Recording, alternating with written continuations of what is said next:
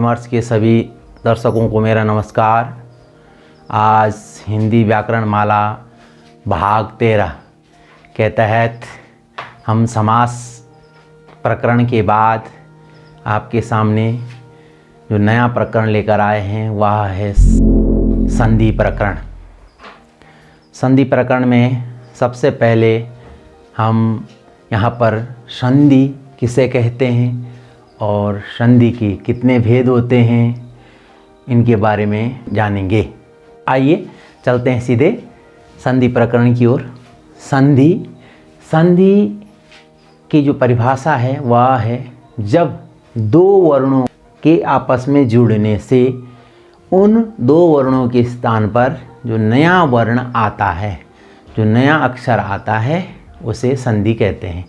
यानी जब दो अक्षर आपस में जुड़ते हैं तो उन दो अक्षरों के मेल से जो उनके स्थान पर जो नया अक्षर आता है, जो नया वर्ण आता है उसे संधि कहते हैं। अब देखेंगे यहाँ पर जैसे हमने समास में जुड़ा था, समास की जब हमने परिभाषा देखी थी उसमें जो है हमारे दो पद आपस में जुड़े थे।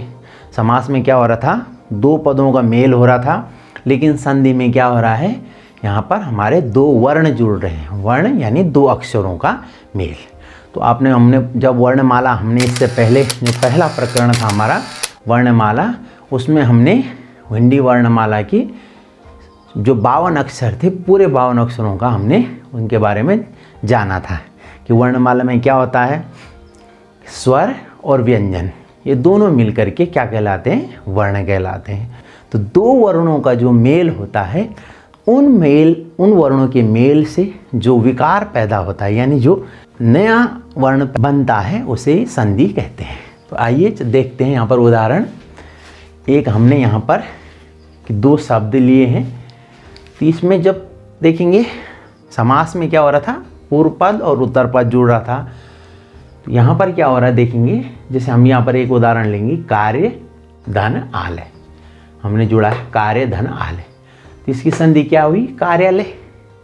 यानी अब देखेंगे इसमें ये पूर्व जो पद था इसका जो अंतिम अक्षर है वो यह है यो वर्ण। तो यो वर्ण के साथ क्या है, क्या उच्चारित होता है, हमारा अ स्वर उच्चारित होता है। तो इसका अ स्वर हो गया और इसका पूर्व पद का अंतिम अक्षर और उत्तर पद का पहला अक्षर। संधि में यही होता है, एक की पूंछ जुड़ती है तो एक का मुंह जुड़ता है, एक की पूंछ एक का मुंह। पूर्व पद का पीछे वाला भाग जुड़ता है और उत्तर पद का आगे वाला भाग जुड़ता है। यानी पूर्व पद का अंतिम अक्षर और उसके उत्तर पद का पहला अक्षर। तो यहाँ पर पूर्व पद का यहाँ पर अंतिम अक्षर है अ और उत्तर पद का अंतिम अक्षर क्या है, आ। तो अ धन आ बराबर आ, ये देखेंगे अ धन आ बराबर आ। तो क्या हुआ, कार्य धन आलय बराबर कार्यालय।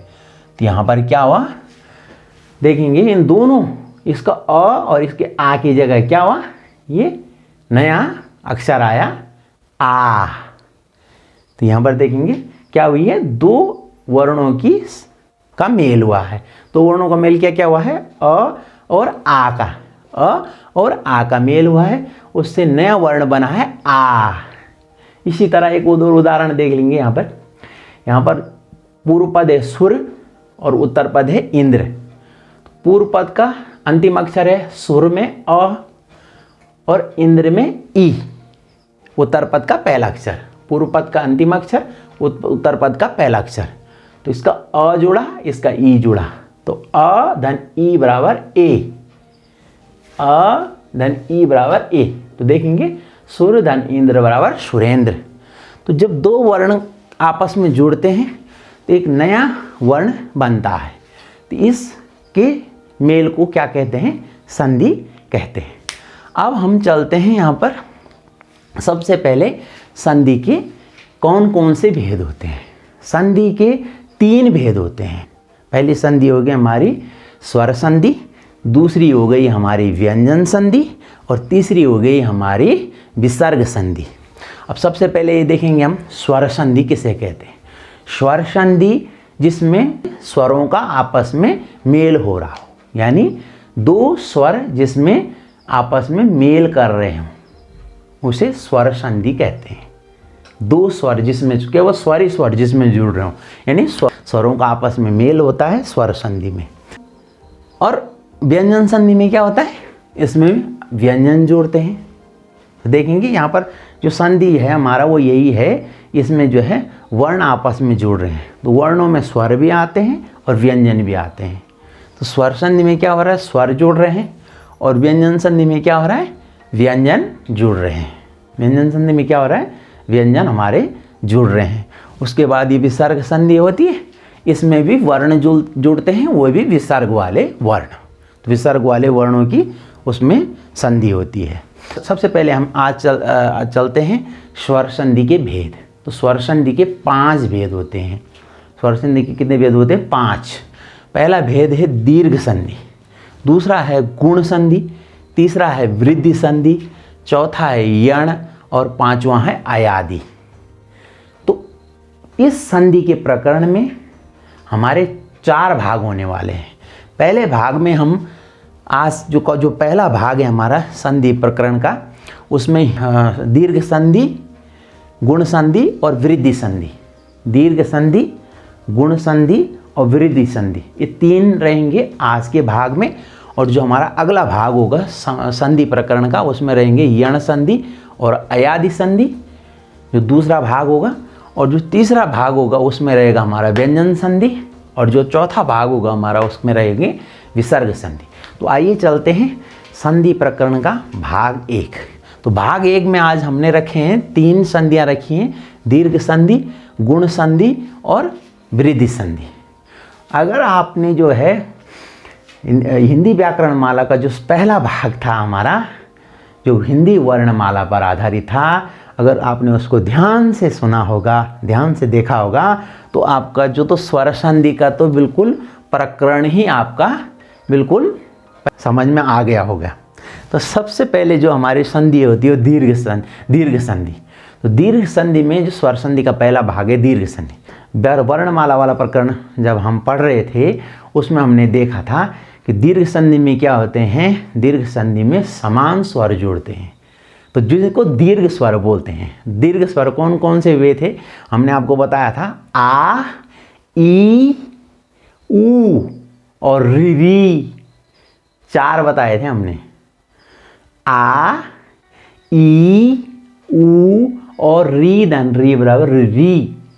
तो ये थे दीर्घ स्वर, है ना। तो दीर्घ स्वर के दीर्घ संधि में आ गए हैं। उसके बाद हमारा गुण संधि। तो गुण संधि में क्या है हमारा, हमने बताया था संयुक्त स्वर। तो संयुक्त स्वर में हमने क्या क्या बताया था, ए, ओ, ए, औ, है ना। तो 4 हमने बताए थे इसमें संयुक्त स्वर। संयुक्त स्वर बताए थे हमने 4। तो गुण संधि में भी संयुक्त स्वर जुड़ते हैं। संयुक्त स्वर क्या होते हैं, जो 2 असमान स्वर होते हैं। इसमें क्या जुड़ता है, गुण संधि में 2 असमान स्वर। गुण संधि में क्या, जैसे यहाँ पर दीर्घ संधि में समान स्वर जुड़ रहे थे, तो गुण संधि में क्या जुड़ेंगे, असमान स्वर। उसी तरह वृद्धि संधि में भी असमान स्वर जुड़ेंगे। तो वही है असमान स्वर कौन है, वो संयुक्त स्वर है। पहले हम चलते हैं दीर्घ संधि की ओर। इसका जो सूत्र है वह है अकाह सवर्णे दीर्घः, यानी जो समान वर्ण होते हैं, जो समान वर्ण इसमें आपस में जुड़ते हैं, वहाँ पर दीर्घ संधि होती है। दीर्घ मतलब बड़ा। तो इसमें देखेंगे हम, पहला जो इसका उदाहरण है अ धन अ बराबर आ। तो इसमें देखेंगे भाव धन अर्थ बराबर भावार्थ, भाव धन अर्थ बराबर भावार्थ। इसमें क्या हुआ, हमारा अ और अ जोड़ा तो आ हुआ। देखेंगे भाव में पहला पद है भाव, दूसरा है अर्थ। तो भाव का क्या जुड़ा, वो के साथ अ था, और यहाँ पर अर्थ का उत्तर पद का अ जुड़ा। तो ये अ धन अ बराबर आ। तो भाव धन अर्थ बराबर भावार्थ, ये हुआ। उसी तरह अ धन अ बराबर आ, तो हिम धन आले बराबर हिमालय। इसी तरह आ धन अ बराबर आ, विद्या धन अर्थी बराबर विद्यार्थी। इसी तरह आगे वाले पद में देखेंगे आ धन आ बराबर आ। इसमें क्या हुआ, विद्या धन आलय बराबर विद्यालय। अब ई की स्थिति में देखेंगे, ई धन ई बराबर ई, गिरी धन ईस बराबर गिरीश। और अगला देखेंगे हम, ई धन ई बराबर ई, तो नारी धन ईश्वर बराबर नारीश्वर। उसी प्रकार उ धन उ बराबर उ, तो अनु धन उदित बराबर अनुदित। फिर देखेंगे यहाँ पर देखेंगे उ धन उ बराबर उ, तो वधु धन उत्सव बराबर वधुसव हैं। अब यहाँ पर देखेंगे री री की स्थिति, जब दो री जोड़ेंगे तो री हो जाएगा। तो देखो री धन री बराबर री, पितृ धन ऋण बराबर पितृण।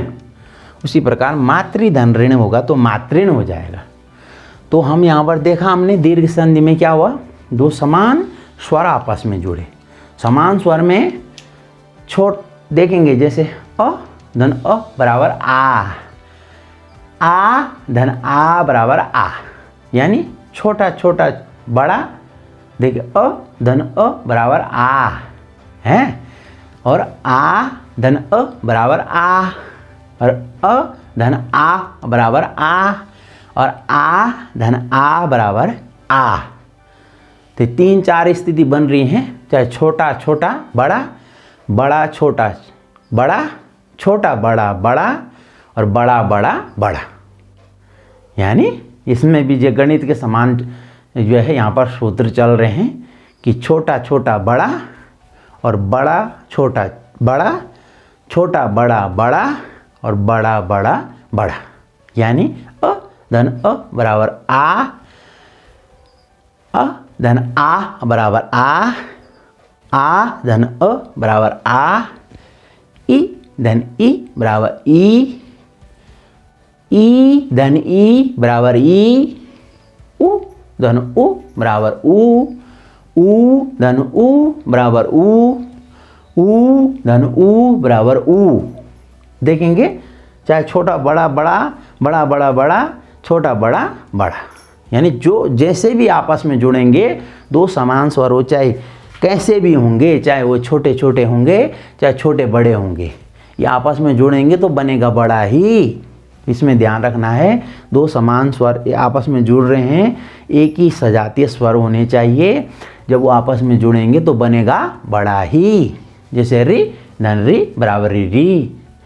तो उम्मीद है आपको ये दीर्घ संधि वाला हिस्सा आपकी समझ में आ गया होगा।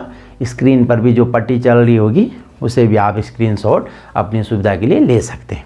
अब अगला जो है स्वर संधि का जो अगला भेद है हमारा, दूसरा भेद, वैसे 5 भेद होते हैं स्वर संधि के, तो जो दूसरा भेद है वह है गुण संधि। अब गुण संधि में क्या होता है, हमने बताया पहला दीर्घ संधि में हमने क्या देखा था, दीर्घ स्वर, और गुण संधि में हमारा संयुक्त स्वर आएंगे।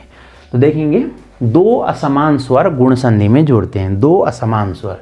अब देखेंगे गुण संधि का सूत्र परीक्षा में पूछा जाता है, चाहे टीईटी की परीक्षा हो, चाहे वो अन्य समूह ग की परीक्षा हो, चाहे कोई भी प्रतियोगी परीक्षा हो, उसमें यह पूछा जाता है कि गुण संधि का सूत्र बताइए। तो गुण संधि का सूत्र होता है आदेंग गुणा या आद गुणा। अब देखेंगे इसमें, तो इसमें क्या है, दो असमान स्वर जुड़ रहे हैं। असमान स्वर देखेंगे कौन कौन से जुड़ रहे हैं, जैसे देखेंगे अ धन ई बराबर ए। मैंने आपको जब वर्णमाला बताया था, तो जो ई बनता है और अ धन ई बराबर ए, तो इस स्थिति में देखेंगे देव धन इंद्र, देव धन इंद्र बराबर देवेंद्र। तो देव जो पूर्व पद है उसका जो अंतिम अक्षर में व है, तो व के साथ क्या आया यहाँ पर, व के साथ क्या है यहाँ पर अ। अब जो उत्तर पद है वो इंद्र है, तो इंद्र का पहला अक्षर क्या है ई। देखेंगे तो यहाँ पर क्या जुड़ा, अ धन ई बराबर ए। अब ये यहाँ पर वह है देव धन इंद्र बराबर देवेंद्र, तो क्या जुड़ा, अ धन ई बराबर ए। तो ये ए की मात्रा कहाँ लगी, वो पर, तो ये अ धन ई बराबर ए हुआ, तो ये देवेंद्र हो गया, संधि क्या हुई, देवेंद्र। इसी तरह से आप देखेंगे आ धन ई बराबर ए, देखेंगे महा धन ईस बराबर महेश।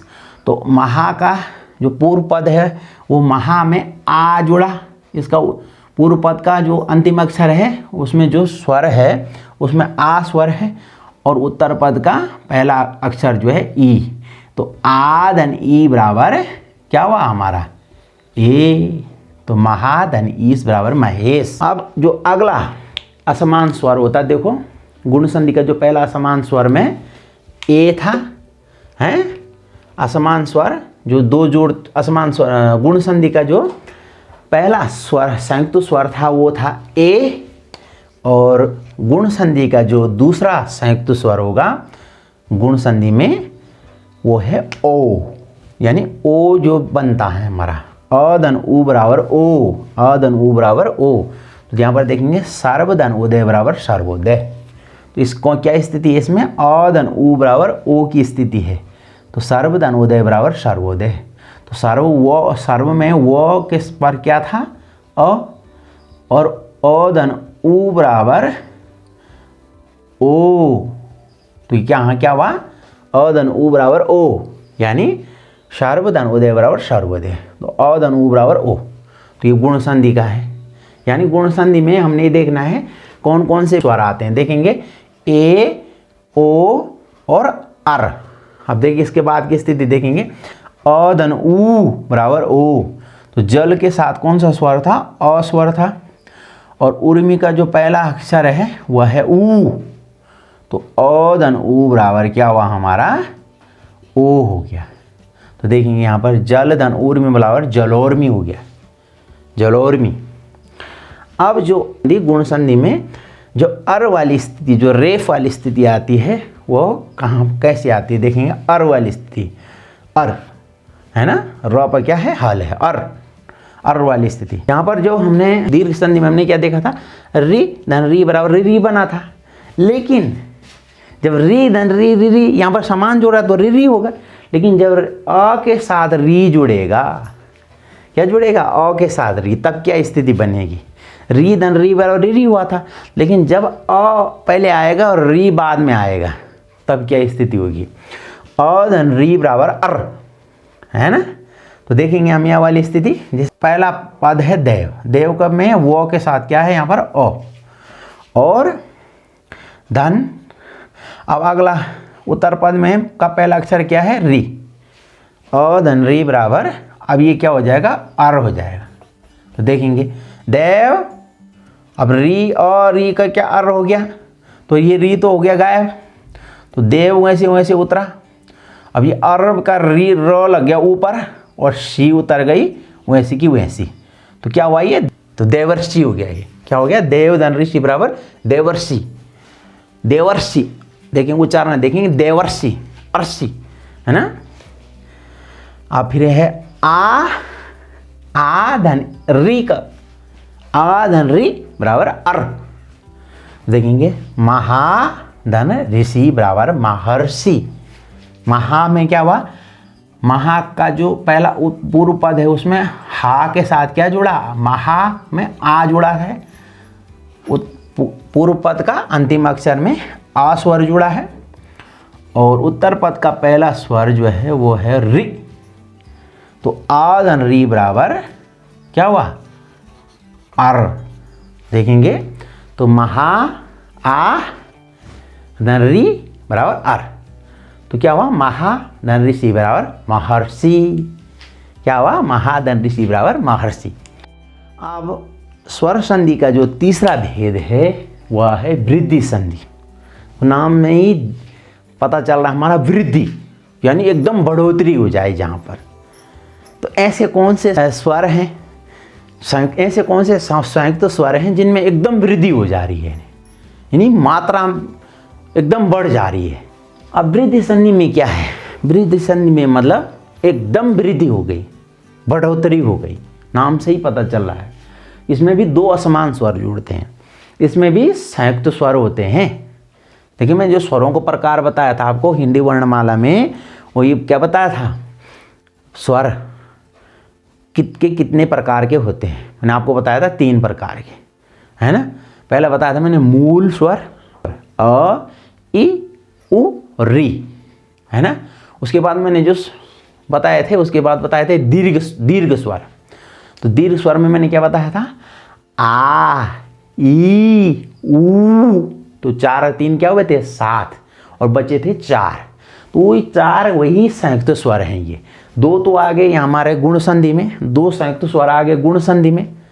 कौन कौन से संयुक्त स्वर आ गए वो गुण संधि में? ऐ और औ, ऐ और औ। और 2 संयुक्त स्वर आएंगे हमारे वृद्धि संधि में। तो कौन कौन से हैं? ऐ और औ, ऐ और औ। जान गए होंगे आप। दीर्घ संधि में हमारे 4 स्वर आए हैं, 4 दीर्घ स्वर। गुण संधि में 2 संयुक्त स्वर गुण संधि में और 2 संयुक्त स्वर वृद्धि संधि में। तो 2 संयुक्त स्वर कौन कौन से आए वृद्धि संधि में? ऐ और औ। अब देखेंगे हम वृद्धि संधि। वृद्धि संधि में 2 असमान स्वर जुड़ते हैं। तो देखेंगे सूत्र है इसका वृद्धि रेची या वृद्धिरा देच। अब ये इसका सूत्र हो गया, याद करना है इसको। वृद्धि रेची, वृद्धि नाम से ही पता चल जा रहा है वृद्धि, तो वृद्धि संधि ये सूत्र पूछा जाएगा। इसमें कौन सा वृद्धि संधि का सूत्र है? वृद्धि जहां पर लिखा होगा वृद्धि रेची हो जाएगा, ये वृद्धिरा देच। अब देखेंगे हम यहाँ पर इस क्या स्थिति बन रही है। अब देखेंगे हमने जो अये बताया था, अये वो क्या बना, कैसे बना था? अ धन ए बराबर अये। देखेंगे एकदम वृद्धि हो रही है। अ धन ए बराबर अये। वृद्धि क्या? इसका जो 2 मात्राएं हैं ऐसी, ये है इसकी वृद्धि। एकदम डबल हो जा रहा है मात्राओं में, है ना? वृद्धि मात्राओं में वृद्धि हो जा रही है। अभी जैसे ए में क्या था? ए में 1 मात्रा होती है, तो ए में 2 ऐसे डंडे ऊपर से 2 मात्राएं ऐसी लगती हैं, वृद्धि हो जा रही है। तो इसीलिए इसका नाम वृद्धि संधि है। और धन ए बराबर अये। तो इसमें क्या जोड़ा हम देखा हमने? तत्र धन एव। तो देखेंगे तत्र पूर्व पद है, एव उत्तर पद है। तो तत्र का पूर्व पद का अंतिम अक्षर है त्र। त्र के साथ क्या है? अ। ध्यान देना है, त्र के साथ अ जो है अ है। और उत्तर पद का पहला जो स्वर है वो है ए। तो क्या स्थिति बन गई ना? अ धन ए बराबर अये। तो अये की जो मात्रा होती है वो 2 लग होते हैं ऐसे ऊपर की तरफ, 2 लग। तो तत्र तो ऐसे उतार दिया हमने, ए तो गायब हो गया, तो तत्र वैसे उतार दिया, 2 लग लगा देंगे त्र के ऊपर, और इस वो को हमने वैसे उतार दिया, तो ये हो गया तत्रैव। अब अगली स्थिति देखेंगे, आ धन ए बराबर अये, वही होगा। यहाँ पर देखेंगे सदा धन एव बराबर सदैव। तो सदा का जो है ये पूर्व पद है, पूर्व पद में जो अंतिम वर्ण है वो है आ, और उत्तर पद का पहला वर्ण क्या है? ए। तो आ धन ए बराबर फिर वही हो गया अये। इसकी 2 मात्राएं हैं, यानी सदा का ये आ तो हो गया गायब, तो शब्द उतार दिया हमने ऐसे, और शब्द में क्या लगा दिए? 2 लग लगा दिए, तो सदैव हो गया। और इस वो को हमने वैसे उतार दिया, तो क्या हो गया? सदैव हो गया। अब इसके बाद देखेंगे आ धन अये। अब देखेंगे, अब ये आ तो ऐसे रहा, ये अये यहाँ आ गया, तो आ धन अये बराबर अये रहेगा वही, ये 2 मात्रा वाला आ धन ए बराबर अये। तो जैसे ऐश्वर्य ऐसे लिखा जाता, कई जगह परीक्षा में पूछा जाता है, ऐश्वर्य ऐसे लिखेंगे। ऐश्वर्य मतलब धन संपत्ति को बोलते हैं ऐश्वर्य, धन संपत्ति। तो महा धन ऐश्वर्य बराबर महेश्वर्य, महेश्वर्य। तो महा में आ, इसका आ जुड़ा, इसका ए जुड़ा, तो आ और ए बराबर अये, है ना? अये, तो है ना? महाधन ऐश्वर्य बराबर महेश्वर्य। ये देखेंगे इस तरह से जुड़ा है। अब जो अगला देखेंगे, पहला तो इसका संयुक्त स्वर हमने, पहला संयुक्त स्वर अये वाली स्थिति देख ली। अब देखेंगे औ वाली स्थिति, औरत वाली स्थिति, है ना? औ वाली स्थिति। तो अ धन ओ बराबर औ है, अ धन ओ बराबर औ। तो देखेंगे जल धन ओड बराबर, देखो पूर्व पद में जल, पूर्व पद है जल, पूर्व पद है, पूर्व पद का जो अंतिम अक्षर है उसमें लौ के साथ क्या है? अ है। और उत्तर पद में ओड, ओड में का पहला अक्षर क्या है? ओ। तो यहाँ पर अ धन ओ बराबर औ हुआ। तो जल धन ओढ़ बराबर क्या हो जाएगा, जलोढ़, है ना, जलोढ़। अब देखेंगे अगली स्थिति, अ धन औ बराबर औ, ये भी वही लगेगा, अ धन ओ बराबर औ। देखेंगे वन, वन वन है, वन वन जो है पूर्व पद है, पूर्व पद का अंतिम अक्षर है नौ, नौ के साथ है अ, और उत्तर पद में है औ, औ। तो अ धन औ बराबर औ। तो यहाँ पर देखेंगे वन धन औषध बराबर वन औषध, वन औषध। अब इसी प्रकार हम यहाँ पर देखेंगे आ, ये वाली स्थिति, महा में क्या है, का पूर्व पद है, इसमें ह के साथ आ जुड़ा है, और धन उत्तर पद का पहला अक्षर औ।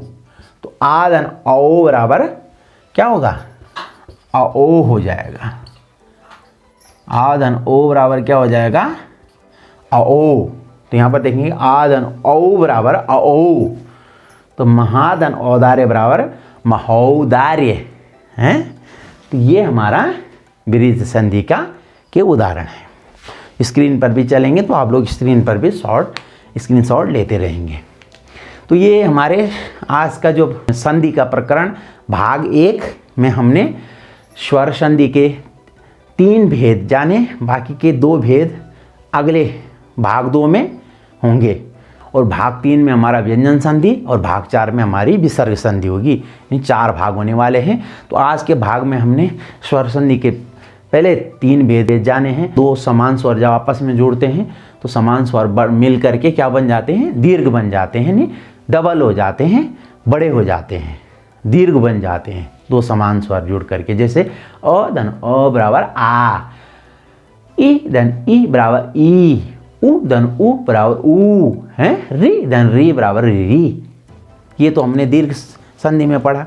उसके बाद हमने गुण संधि में क्या देखा, गुण संधि में 2 संयुक्त स्वर जो गुण संधि में आए, गुण संधि के 2 संयुक्त स्वर हैं, आई और औ, आई और औ। तो यहाँ पर आए। उसके बाद हमने एक स्थिति देखी, आ धन री वाली स्थिति देखी, आ धन री बराबर इससे अर वाली स्थिति देखी। तो 3 स्थितियाँ आई इसमें, अ धन ई बराबर ए वाली स्थिति, आ धन ई बराबर आए, वही आए वाली स्थिति आई, और आ धन उ बराबर ओ वाली स्थिति आई, और आ धन री बराबर अर वाली स्थिति आई। तो ये 3 स्थितियाँ इसमें आई गुण संधि में, और विरुद्ध संधि में बाकी के जो 2 संयुक्त स्वर वो यहाँ आए। अ धन ए बराबर अए और अ धन ओ बराबर अओ। ये 2 संयुक्त स्वर यहाँ आए जो वृद्धि हो रही है, जिनमें वृद्धि बन एकदम वृद्धि हो जा रही है, यानी 2 मात्रा बन जा रही है।